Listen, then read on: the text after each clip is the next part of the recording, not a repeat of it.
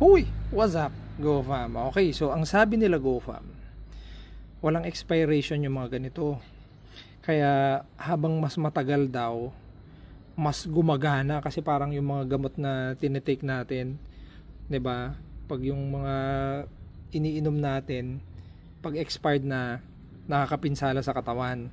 So, ang logic nun GoFam, kapag sa mga chemical, mga lason, kapag expired na, mas mabisa. Kaya ang piliin nyo GoFam, yung mga ganito, yung alam nyo yun, yung sira-sira na yung label, kupas na rin kasi habang mas matagal, mas okay. So pag pinili nyo to, ito, tsaka ito matino pa eh, huwag nyo pipiliin to GoFam.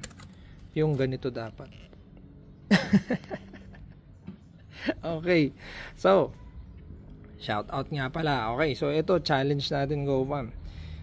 Baka merong mga chemical companies dyan, kung meron kayong yung mga 5 years, yung mga 10 years na expired na GoFam, tapos baka pwede naman makapag-request, baka pwedeng mahingi na lang, o di kaya bayaran ko na lang din, tapos itry lang natin na i-apply GoFam.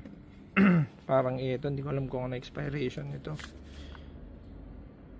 Ayan, ginawa to nung 2019. So, 19, 20, okay. Tagal na to. Okay, so yung mga chemical companies dyan, pa-comment na lang sa baba. O di kaya PM nyo ako. So, pag meron kayong mga maganda, mga 10 years, try natin. Yung 10 years na expired na GoFam, para i-compare lang natin kung mas matagal, mas luma, mas mabisa. Para i-compare lang natin kung totoo yung sinasabi ng mga agri-supply.